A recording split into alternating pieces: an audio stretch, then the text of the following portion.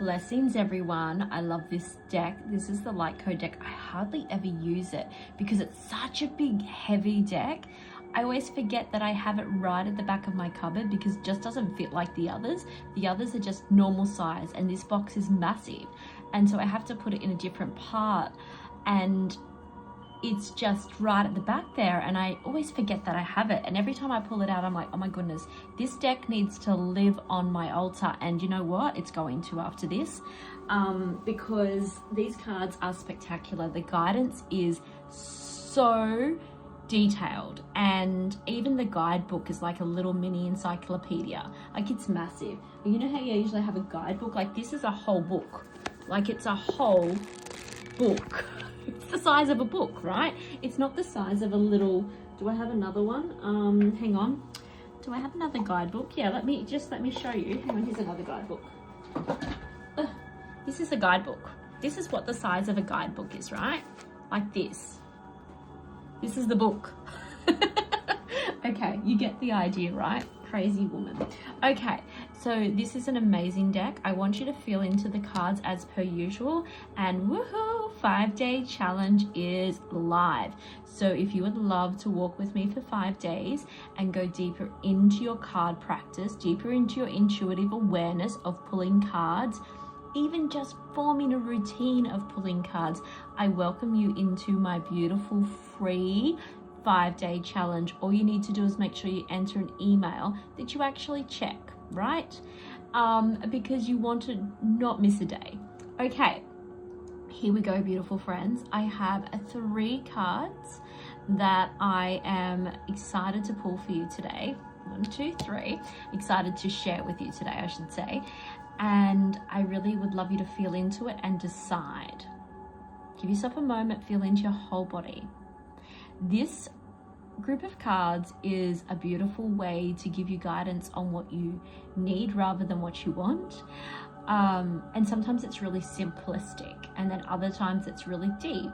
So just be aware that whatever comes for you will have a message, an undercurrent.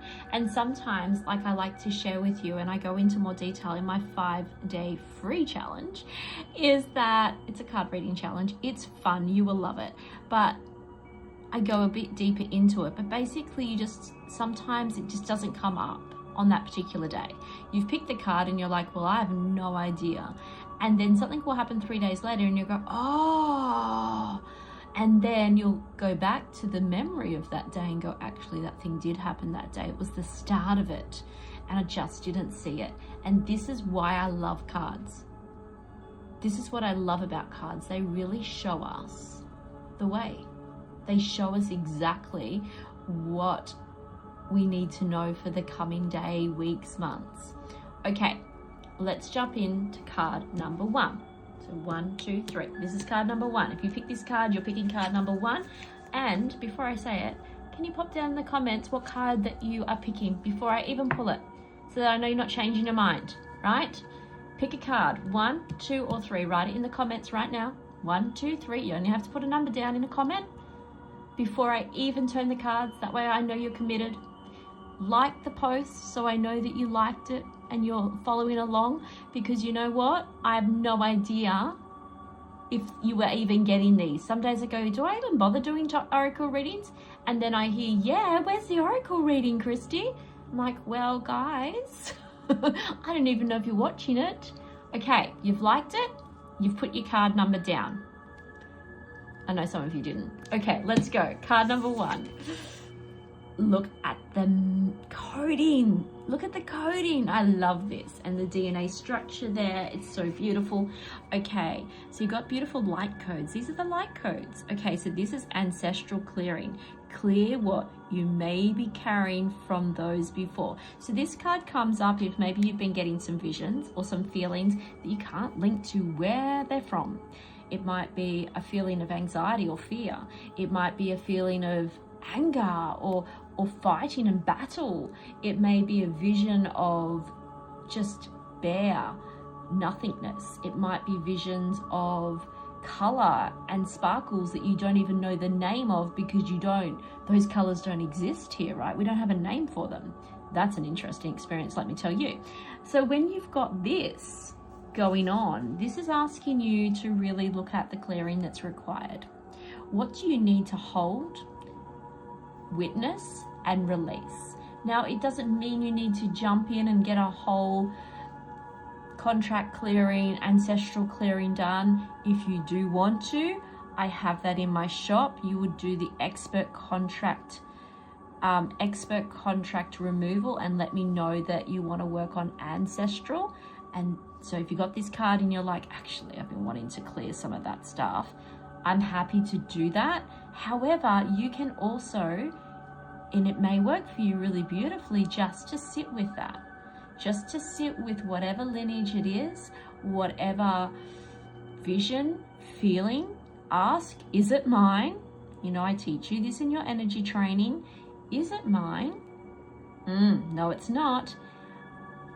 Is it my responsibility to help heal this? Because sometimes it's not. Sometimes it, most of the time it is. And can I release this on my own, or do I need help? Yeah. And then either, do I need help from Christy? Do I need help from Christy and my spirit team? Do I need help from my higher self? Do I need help from whoever else you work with? If you have other energy workers that you work with, maybe there's somebody else that you want to ask about. And you will, yes or no, right? And if you've done my card reading for your soul, it's like a mini course. It's like, do it in the afternoon, 2-3 hours, right? It's actually very hands-on. I will show you how to pull cards to get your answers for that sort of things. If you want to use pendulum, this is a pendulum. I knew there was a reason I put the pendulum out today. I was like, why am I putting the pendulum here? I usually have my beautiful crystal star. But there you go. If you want to work with pendulums, which gives you your yes and no's, then I have a very, very cheap pendulum power course. It's cheaper than the card reading course. Like when I say cheap, I'm like $20, I think, or less. If you're in the US, it's less than $20. It's like, I don't know how much, $11 or something. Okay. And that will teach you how to get those yeses and no's. But this is asking you to clear something that isn't yours. You're carrying something that is not yours, and you need to remove it. You need to get it removed, or you need to remove it. Sometimes if it's not your job to remove it, and it's not anyone else's job within your range to remove it, and you still feel it, then you need to actually ask and say, well, you know, it's having a lot of impact on me, so I'm just witnessing that, and it needs to go now. Thank you very much for showing me that it's there. You may need to do that a few times. If it's really bothering you and you're not meant to release it, then I suggest you do the call your energy home that I have. It's a daily chant. Do it for 7 days. If it's really, really big, do it for 21 days, and you'll see that, yeah, it will shift on. Card number 2. Card number 2 is a little bit more simple. It's belly breathing. You've been asked to take some grounding breaths from your belly. Now, if you're a bit disappointed you got that card, besides the fact that it looks spectacular and I love it, it is an instructional card. And so we want to dive deeper into why are you needing to take belly breaths, my lovely? What is that about? Why are you having to take some belly breaths? Okay, are we disconnected from our body right now? Okay, so this card actually, if you have the booklet, it's just going to tell you to belly breathe. Okay, bring awareness back to breath. We know when we have to bring awareness back to breath, there's something going on for us right now. We're being asked to slow down, be in our body, and really listen to our body. Your body has something to tell you. That's what Spirit's telling me to tell you. It's not in the guidebook. This is me projecting Spirit's message. Your body has something to tell you. You need to listen to it. So slow down, do your belly breathing, and let it come through. Maybe your guides will come through and share something. You know, maybe you need to connect in with your channel. Feel into it. What is it telling you? What are you being called to hear? And do the belly breaths, because that brings you back into self. That grounds you, right? It slows the pace down enough for you to hear, because we go, and we are just breathing into our upper chamber, and we just go, right? Be present, be still, breathe. Maybe you want to do some breath work, and then do belly breaths afterwards, because that breath work's pretty intense. It's hardcore, right? Whew. you know, I do it regularly, and it's, whew, okay. I'm always like, man, I need a holiday after doing breath work. It moves stuff. It's big, right? Best thing ever is to do breath work and then do sound healing afterwards. If you are local, which most of you are not, I have the most profound sound healer that I work with. She is amazing. I will pass on her details if you ever need her, if you ever in Queensland.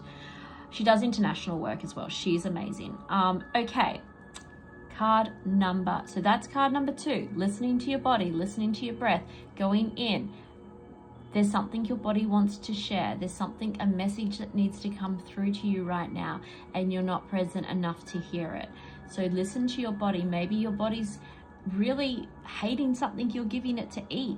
Maybe it's got something starting to develop. You know, there's something that you need to release because it's just jammed up there. Maybe just before your disc is starting to, you know, go out, that you need to see a chiropractor. Your body's saying, hey, over here, I need some stretching. Can you help me out? You know, it could be something little, it could be something big, it could be something massive that spirit needs to share with you and you're missing it because you're not present. Breathe. That was a bit fast. Card number 3. Don't you love how crazy I am? Card number 3. Did you write down what card you had? 1, 2, or 3? Did you do that? I'm trying to train you guys. Write your card numbers down, okay?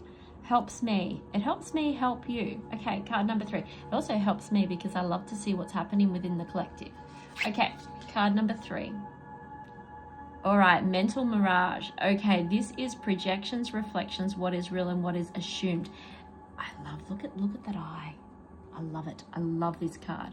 I love the coding in these cards. They're alive. They feel amazing. Not as alive as the crystal cards. There's something real special about those crystal cards. But these, I do get visions when I hold them for a long period of time, and that's why I can't believe I haven't had them out for so long. Okay, if you picked card number 3, watch out. We're going to have a talk. This is one of the big ones. This is one of the big ones. So, projections, reflections, what is real and what is assumed. You're being asked to really have a look at yourself.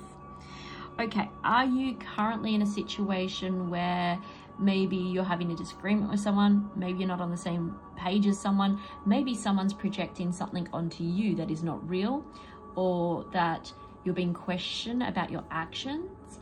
Maybe you are in a situation where you have made some assumptions. I'm guilty over here. That used to be one of my biggest, I reckon about 12 years ago, my biggest hurdle was assumptions. I made assumptions about everyone.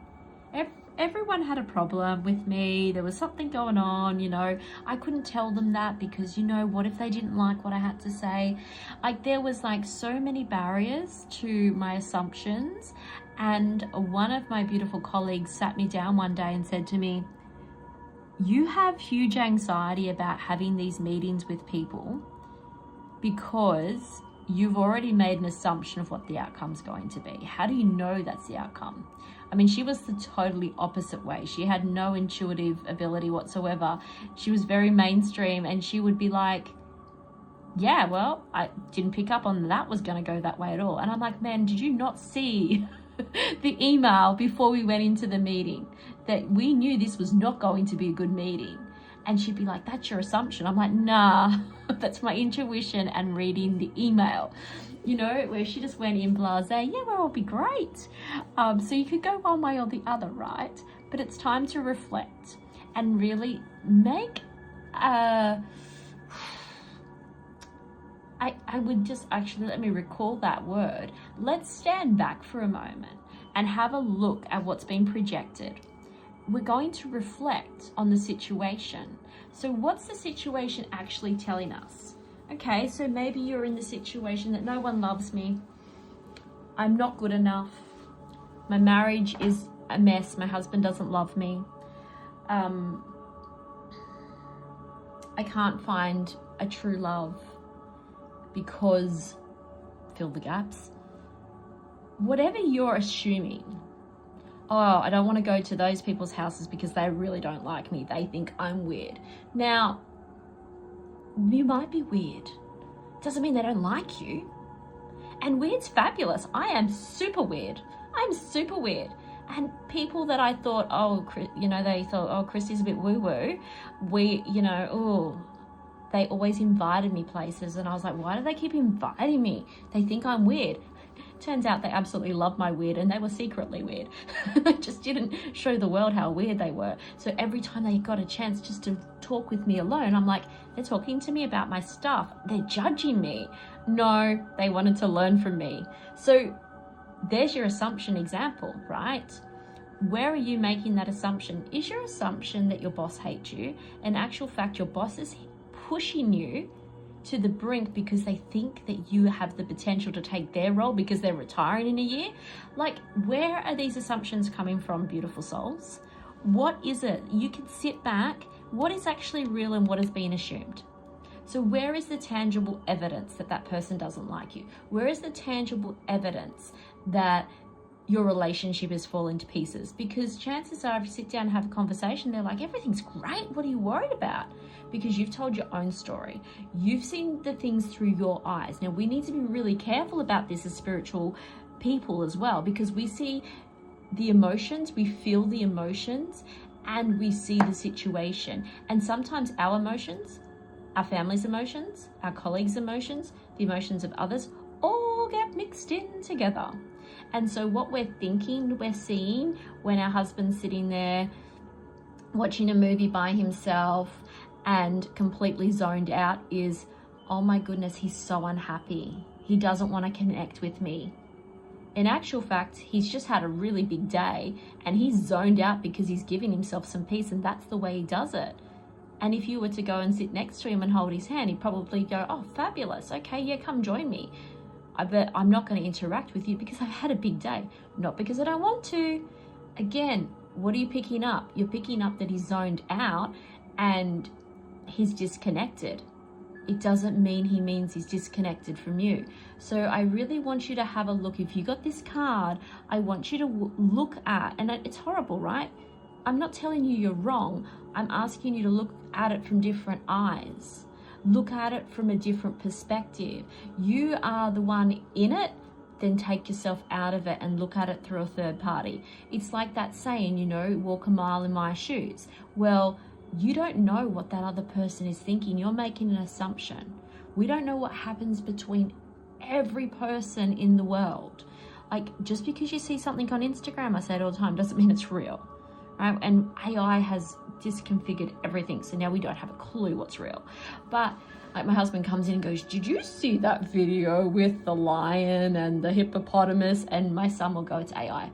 And he gets so upset, right? My husband gets so upset about it because he's like, how do I know what to believe anymore? And Josh is just like, my son is just like, you don't. This is the thing.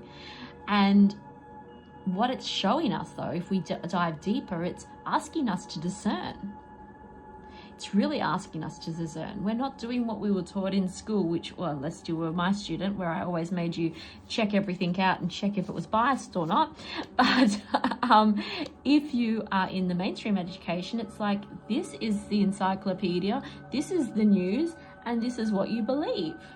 Actually, let's have a look at history and how it was created and who created the texts and who's writing the story and what angle and who's the sponsors. And you know, you need to do all those things. So again, have a look. What's coming up? What is real, like actual real proof that you saw or they saw with their own eyes? And then what feelings go with that? And how can you actually pull away the fake to the real?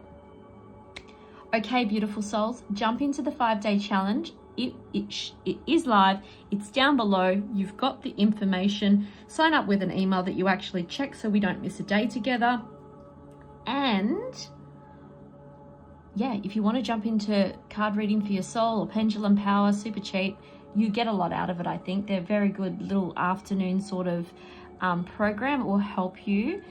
And what was the other thing? Oh, always in a circle. Always in a circle. Jump into our collective inner circle. Be part of our group so we can walk this path together and raise consciousness and change the world.